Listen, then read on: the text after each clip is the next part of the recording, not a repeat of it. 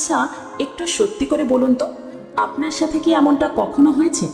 আপনি কাউকে মনে মনে ভীষণ পছন্দ করেন, তার জন্য হয়তো আপনি আকাশ পাতাল এক করে ফেলছেন, তার একটু হাসির জন্য আপনি সব কিছু করতে রাজি, কিন্তু দিন শেষে ফলাফল কি? শূন্য। সে হয়তো আপনাকে শুধু ভালো বন্ধু বলে পাশ কাটিয়ে যাচ্ছে, অথবা আপনাকে সেই জায়গাটুকুও দিচ্ছে না। অথচ আপনি দেখছেন এমন কোনো একটা ছেলের প্রতি সে ঠিকই দুর্বল হয়ে পড়ছে, যে হয়তো দেখতে আপনার চেয়ে খুব বেশি আহামরি কিছু না, বা তার পকেট ভর্তি টাকাও নেই। তখন আয়নার সামনে দাঁড়িয়ে নিজের দিকে তাকিয়ে কি খুব রাগ হয় না? মনে হয় না যে আমার মধ্যে কিসের অভাব?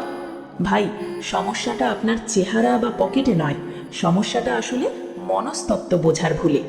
মেয়েদের মনের এমন কিছু গোপন অলিগলি আছে যা তারা মুখে কখনোই বলে না, আর ঠিক এই না বলা কথাগুলো বুঝতে না পেরেই আমরা ছেলেরা বারবার হোঁচট খাই। আজকের এই আড্ডায় বা এই আলোচনায় আমি আপনাদের সাথে এমন কিছু গভীর সাইকোলজিক্যাল বা মনস্তাত্ত্বিক বিষয় শেয়ার করব, যা জানলে আপনার চিন্তার জগৎটা পুরোপুরি পাল্টে যাবে। এটা কোনো সস্তা টিপস বা ট্রিক্স না যে আজ শুনলেন আর কাল ভুলে গেলেন। এটা হলো পিওর হিউম্যান সাইকোলজি। আমরা ছেলেরা অনেকেই ভাবি মেয়েরা বোধহয় খুব জটিল, তাদের বোঝা দায়। কিন্তু বিশ্বাস করুন, আপনি যদি সঠিক জায়গায় সঠিক অনুভূতিটা স্পর্শ করতে পারেন, তাহলে বিষয়টা মোটেও জটিল কিছু না। ইউটিউব বা ফেসবুকে তো আপনারা মেয়েদের ভালোবাসা পাওয়ার উপায় নিয়ে হাজারটা ভিডিও দেখেছেন, তাই না? কিন্তু আজ আমি যা বলবো তা হয়তো আগে সেভাবে ভেবে দেখেননি। চলুন ধাপে ধাপে বিষয়গুলো একটু গভীরে গিয়ে বোঝার চেষ্টা করি। প্রথমেই যে বিষয়টি নিয়ে কথা বলবো সেটা শুনতে খুব সাধারণ মনে হলেও এর প্রভাব কিন্তু মারাত্মক। সেটা হলো মন দিয়ে শোনা। এখন আপনি হয়তো ভাবছেন, আরে ভাই, আমি তো শুনতেই চাই, সে তো কথাই বলে না। দাঁড়ান, ভুলটা এখানেই হচ্ছে। শোনা মানে কিন্তু শুধু শব্দগুলো কানে নেওয়া নয়। অধিকাংশ সময়ে আমরা ছেলেরা কি করি জানেন? মেয়েটি যখন তার কোনো সমস্যার কথা বলে বা সারাদিনের গল্প করে, আমরা তখন মনে মনে উত্তর সাজাতে থাকি। আমরা ভাবি কখন সে থামবে আর আমি একটা সলিউশন বা সমাধান দেব, অথবা তার কথা শেষ হওয়ার আগেই আমরা আমাদের জ্ঞান দেওয়া শুরু করি। ভাই, এটা করা যাবে না। যখন সে কথা বলছে তখন পৃথিবীর সব কাজ বাদ, ফোনটা পকেটে রাখুন, চোখের দিকে তাকান। সে সমাধান চায় না, সে চায় আপনি তার ফিলিংসটা বা অনুভূতিটা বুঝুন। সে চায় দিন শেষে কেউ একজন তার হাতটা ধরে বলুক, আমি বুঝতে পারছি তোমার উপর দিয়ে আজ কতটা ধকল গেছে। এই যে একটা বাক্য, এটা কিন্তু কোনো সমাধানের চেয়ে কম শক্তিশালী নয়। যখন আপনি তার কথা কাটেন না, তাকে জাজ করেন না, তখন সে আপনার মধ্যে একটা অদ্ভুত আশ্রয় খুঁজে পায়। আর এই আশ্রয় বা নিরাপদ বোধ করাটাই হলো সম্পর্কের প্রথম সিঁড়ি। এবার আসি দ্বিতীয় বিষয়। এটা হলো কাউকে স্পেশাল বা বিশেষ অনুভব করানো। দেখুন, পৃথিবীর প্রতিটি মানুষই চায় তাকে কেউ একটু আলাদাভাবে দেখুক, কিন্তু এর মানে এই না যে আপনাকে সারাদিন সিনেমার হিরোদের মতো ডায়লগ দিতে হবে বা মিথ্যে প্রশংসা করতে হবে। ওসব এখন আর কাজ করে না ভাই। এখনকার মেয়েরা অনেক স্মার্ট, তারা মেকি ভাবটা সহজেই ধরে ফেলে। তাহলে উপায় হলো পর্যবেক্ষণ। আপনাকে হতে হবে একজন নিপুণ পর্যবেক্ষক। খেয়াল করুন তো, আজ সে চুলটা কি অন্যভাবে বেঁধেছে, অথবা সে কি কোনো একটা নির্দিষ্ট বিষয় নিয়ে কথা বলতে খুব পছন্দ করে। হয়তো সে বিড়াল খুব পছন্দ করে, অথবা সে গান গাইতে ভালোবাসে। আপনি যখন তার এই ছোট ছোট ভালো লাগাগুলো মনে রাখেন এবং কথায় কথায় সেটা তুলে ধরেন, তখন সে অবাক হয়ে যায়। সে ভাবে, এই মানুষটা আমাকে এতটা খেয়াল করে। ভিড়ের মাঝেও আপনার চোখ যে শুধু তাকেই খুঁজছে, এই বার্তাটা যখন তার কাছে পৌঁছে যায়, তখন তার মনের অবচেতন মনে আপনার জন্য একটা সফট কর্নার তৈরি হতে বাধ্য। তাকে এটা বোঝান যে আপনার জীবনে তার উপস্থিতিটা কতটা জরুরি। তৃতীয় যে বিষয়টি মেয়েদের চুম্বকের মতো টানে, তা হলো আত্মবিশ্বাস। তবে সাবধান, আত্মবিশ্বাস আর অহংকারের মধ্যে কিন্তু একটা চিকন সুতো আছে। মেয়েরা সেই সব ছেলেদের পছন্দ করে যারা নিজেদের ব্যাপারে ক্লিয়ার। মানে আপনি জীবনে কি চান, আপনার লক্ষ্য কি, এসব বিষয়ে আপনার যেন কোনো দ্বিধা না থাকে। আপনি দেখতে যেমনই হন না কেন, কালো, ফর্সা, লম্বা বা খাটো, এসব কিছুই ম্যাটার করে না যদি আপনার চলাফেরায় একটা স্থিরতা থাকে। অনেক ছেলেকে দেখেছি মেয়ের সামনে গিয়ে নার্ভাস হয়ে যায়, তোতলাতে থাকে, অথবা মেয়েটিকে খুশি করার জন্য নিজের ব্যক্তিত্ব বিসর্জন দিয়ে দেয়। মেয়েটি যা বলছে তাতেই হ্যাঁ হ্যাঁ করছে। মনে রাখবেন, মেয়েরা কিসে দুর্বল হয়, এই প্রশ্নের উত্তরে অনেক বড় একটা পয়েন্ট হলো ব্যক্তিত্ব। তারা এমন পুরুষ চায় যে নিজের জীবনের হাল শক্ত হাতে ধরতে পারে, যে নিজের সিদ্ধান্ত নিজেই নিতে পারে। তাকে দেখে যেন মনে হয়, হ্যাঁ, এর উপর ভরসা করা যায়। তাই কারো অনুকরণ করবেন না, নিজেকে বিশ্বাস করুন। আপনি যেমন ঠিক তেমন ভাবেই নিজেকে প্রেজেন্ট করুন, কিন্তু মাথা উঁচু করে। চতুর্থ বিষয়টি হলো মানসিক নিরাপত্তা। এটা কিন্তু বডিগার্ড হবার কথা বলছি না। আধুনিক যুগে মেয়েরা অনেক স্বাবলম্বী, তারা নিজেদের খেয়াল নিজেরাই রাখতে পারে। কিন্তু দিন শেষে সবাই এমন একটা মানুষের কাছে ফিরতে চায় যার কাছে ফিরলে মনে হয় এখানে আমাকে কেউ বিচার করবে না, এখানে আমি নিরাপদ।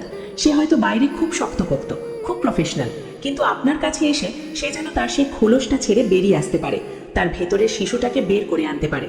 আপনি যদি তাকে এই নিশ্চয়তা দিতে পারেন যে পরিস্থিতি যাই হোক না কেন, ঝড় ঝঞ্ঝা যাই আসুক, আপনি তার পাশে পাহাড়ের মতো দাঁড়িয়ে আছেন, তাহলে সে আপনার উপর নির্ভরশীল হতে শুরু করবে।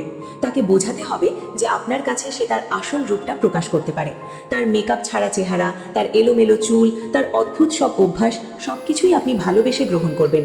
এই যে একটা কমফোর্ট জোন তৈরি করা, এটাই হলো আসল খেলা। যখন সে বুঝবে আপনার সাথে থাকলে তার কোনো ভয় নেই, তখন সে আপনাকে ছাড়া আর কিছুই ভাবতে পারবে না। পঞ্চম পয়েন্টটি হলো সম্মান এবং গুরুত্ব দেওয়া। একটা কথা সবসময় মাথায় গেঁথে নেবেন, নারীরা অবহেলা একদম সহ্য করতে পারে না। আপনি যদি তার কথাকে হালকাভাবে নেন বা তার উপস্থিতিকে গুরুত্ব না দেন, তবে সে খুব দ্রুত আপনার থেকে দূরে সরে যাবে। অনেক সময় দেখা যায় ছেলেরা বন্ধুদের আড্ডায় বা অন্য মানুষের সামনে নিজের পার্টনারকে ছোট করে কথা বলে বা তার মতামতকে তুচ্ছ তাচ্ছিল্য করে উড়িয়ে দেয়। বিশ্বাস করুন, এটা সম্পর্কের জন্য বিষের মতো।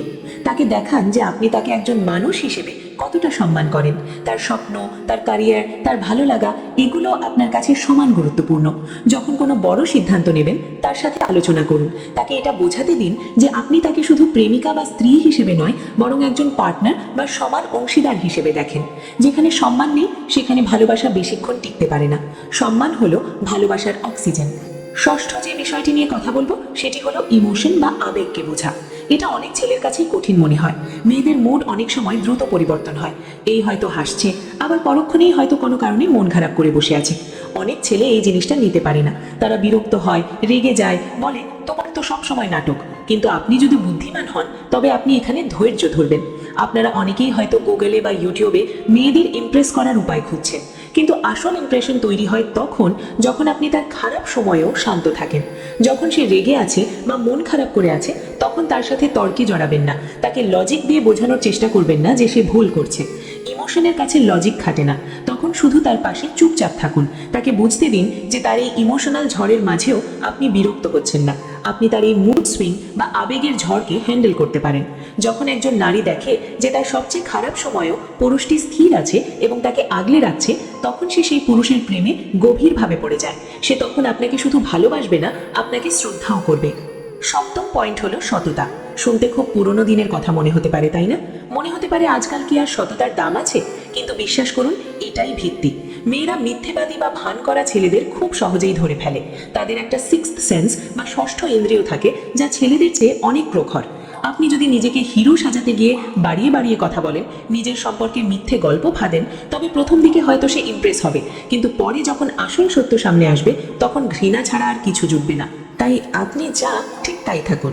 নিজের দুর্বলতাগুলো লুকোতে যাবেন না, বরং নিজের ভুল স্বীকার করার মতো সাহস যার আছে, মেয়েরা তাকেই প্রকৃত পুরুষ মনে করে। আপনি যদি তার কাছে সৎ থাকেন, স্বচ্ছ থাকেন, তবে সে আপনাকে বিশ্বাস করবে। আর একবার বিশ্বাস তৈরি হয়ে গেলে সে আপনার জন্য দুনিয়ার সবার সাথে লড়তে প্রস্তুত থাকবে। সম্পর্ক টিকিয়ে রাখার জন্য এই বিশ্বাসটাই হলো সিমেন্টের মতো। অষ্টম বিষয়টি হলো সহমর্মিতা বা এমপ্যাথি। এর মানে হলো নিজেকে তার জায়গায় বসিয়ে চিন্তা করা।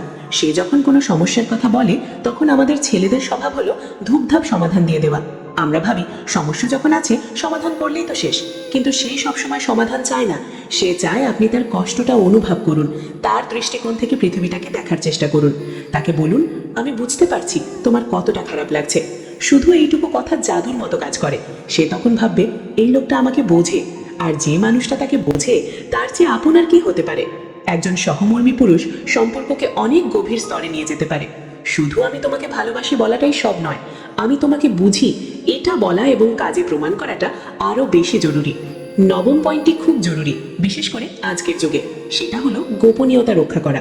প্রতিটি মানুষেরই একটা ব্যক্তিগত জগৎ থাকে। তার অতীত থাকতে পারে, তার পরিবারের সমস্যা থাকতে পারে, বা তার কোনো গোপন ভয়ের কথা থাকতে পারে।